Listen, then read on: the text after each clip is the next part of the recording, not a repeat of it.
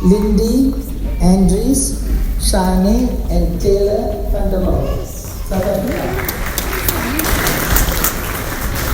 This moment right here, this is what we've been working towards for the past 6 years. And what a journey it has been.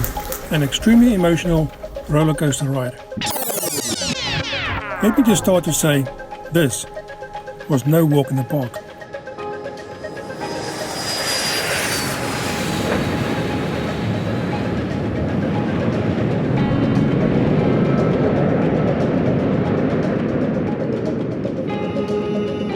It doesn't even feel that long ago when we arrived in New Zealand.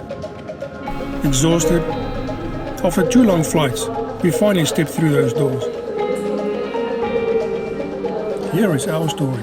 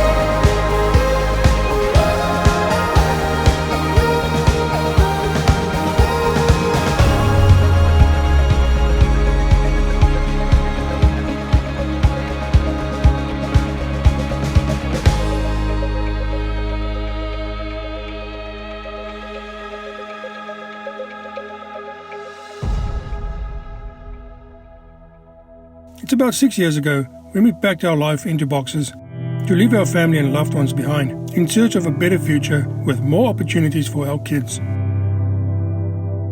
This is where our New Zealand adventure began. The very next morning, we strolled down to Oriwa's main beach. This was our first glimpse of the country we would call home just a few years later. We came to look, see and decide.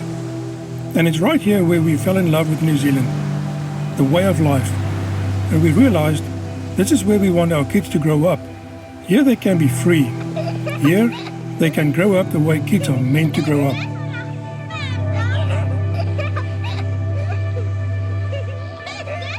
Step into my life beside me, I don't mind.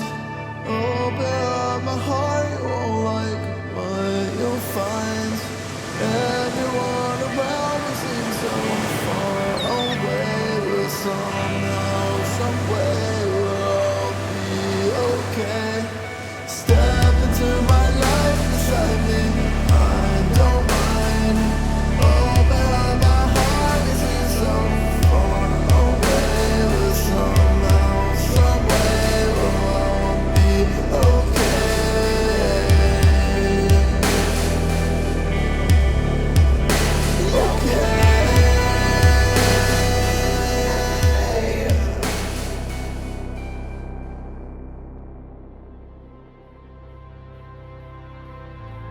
This wasn't a decision we made overnight.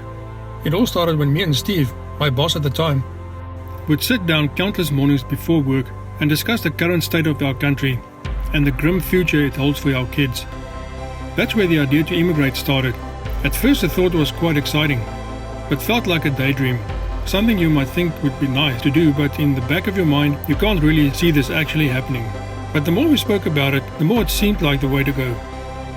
But every now and then the reality kicks in and you will start to think, but what about the family?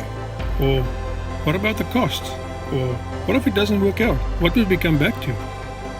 When we first broke the news to our parents that we are looking into the possibility to immigrate, That didn't go so well. We received quite a lot of pushback. My mother was still alive back then, and she was especially against it.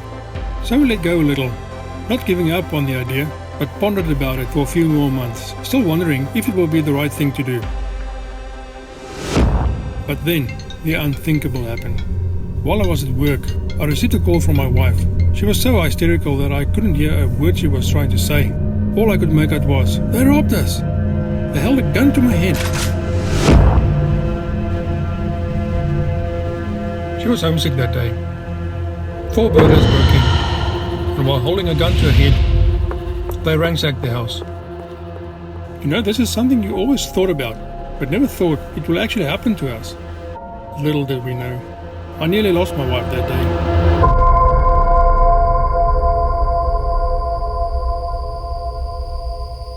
This changed everything. Our whole train of thought. Nothing held us back anymore. This event became the fuel behind the desperate need for us to leave this place. Our sole purpose became to get out of this country. We soon realized that we know basically nothing about immigrating to another country, and we will need guidance from a licensed immigration advisor. After some searching on the internet, I came across Candid Migration, who offered a free, no-obligation consultation. They were the only ones I could find at the time that did offer a free consultation, so I booked a meeting and signed up with them soon after. I can really recommend them, as they were such a great help to us all of the way. It's just better, in my opinion, to use an agent because immigration rules and criteria constantly change, and a good agent will really guide you through all of that. And so it began. Hopeful and uncertain at the same time, we started the immigration process.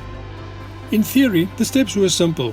Find work, get a work visa, apply for residency, and lastly, apply for citizenship. Sounds easy enough. Although we knew it will not be easy, we had to get our mindset right.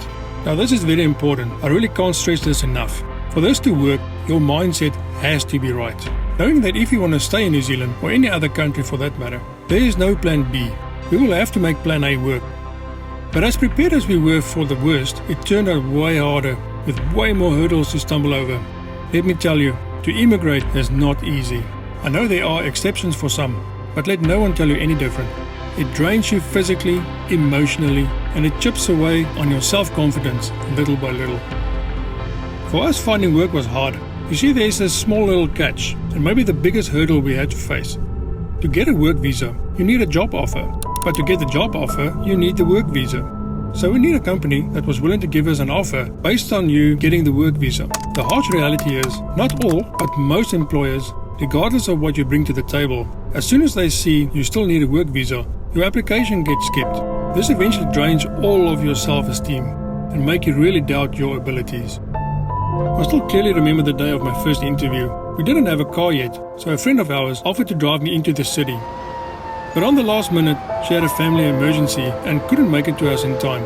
In a bit of a panic, I went to the next door neighbor, Thanks for the help. a complete stranger that I met was just a few crazy. days before, and asked him if he can take me to my interview. He gladly accepted. We arrived a little early and went to a coffee shop nearby. I will never forget taking this photo while nervously waiting for my first interview. Although I did not succeed that day, this photo, still to this day, always reminds me of the struggle we went through to be where we are today. Don't get me wrong, struggle is good. Struggle makes you appreciate what you have worked for so much more. Shortly after this, we thought it might be a better idea to buy a cheap car, to have more freedom and go to future interviews with no hassles. So we bought this car from a dealership in Auckland. Yeah, it didn't look like much with this faded body paint, but we took it for a spin around the block and we couldn't really find anything wrong with it, so we bought it. Very happy with our newfound freedom, we drove back home. Now just keep in mind, we have been dependent on other people for about 2 months now and had to deal with a public transport system we struggled to get our heads around. So you can just imagine the pure joy we had to finally have our own wheels. Unfortunately, the car broke down later that same day. We bought the car for $1,400 and we had to sell it for scrap, trying to get some money back. We only got $400 for it. There are 2 places that have burned deep memories into us during this journey. This bench on the far edge of Oriwa's playground is one of them. It now reminds us every time we see it of the first time we had to accept the fact that we might run out of time here. We only had 3 months to make it work. And with less than 2 months to go, we are still job hunting. It's at this very spot where it became clear to us that if we don't find employment soon, we will have to go back to nothing. And this park in Gulf Harbour. When we had to move to Gulf Harbour, the bench at this park became the place we would sit down and brainstorm while the kids were playing and having a wonderful time. This is where we sat countless days to deal with harsh and difficult decisions, trying to work out how to deal with setback after setback. But just as we thought all hope was lost, one morning my wife received a call. You know, that call we've been desperately waiting for. That call saying that the job is yours. Man, the relief was incredible. Finally, we can submit our paperwork and apply for our job visas. But this was a bittersweet accomplishment. Our budget only allowed us to stay here for 3 months, and this came through only 3 days before we had to go back.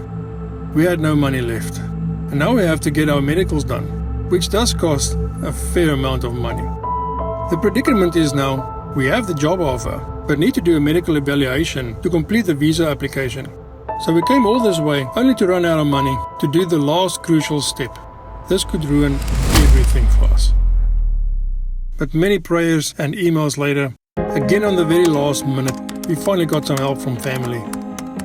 We applied for residency soon after receiving our work visas. This was no walk in the park either, but we got through it and were granted residency after a few months. We were so relieved and grateful. But there was one more step, that final step to complete this whole eventful journey. And that was to apply for citizenship. Although much easier than all the other steps, you can't apply for citizenship right away. From receiving our residency, we had to wait 5 more years before we were eligible to apply for citizenship. So today that moment finally arrived. That moment we've been working towards for the past 6 years. This moment where we as a family get accepted as proud New Zealand citizens. Kia ora koutou. As Governor-General, I represent Her Majesty Queen Elizabeth, the Queen of New Zealand. On Her Majesty's behalf, and on behalf of all of my fellow citizens, I'm delighted to extend a warm welcome to you, our newest New Zealanders.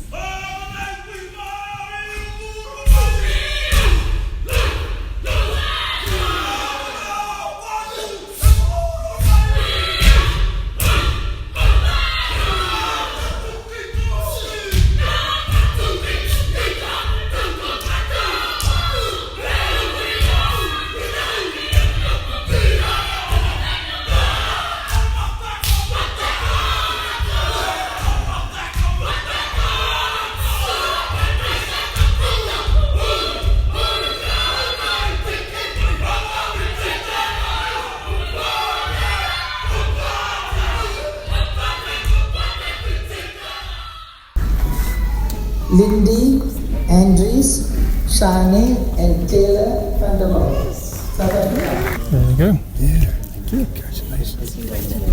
Thank you. All the best, eh? Yeah, Bye, thank you. Yeah. Welcome to New Thank you, Zealand. thank you. Thank you.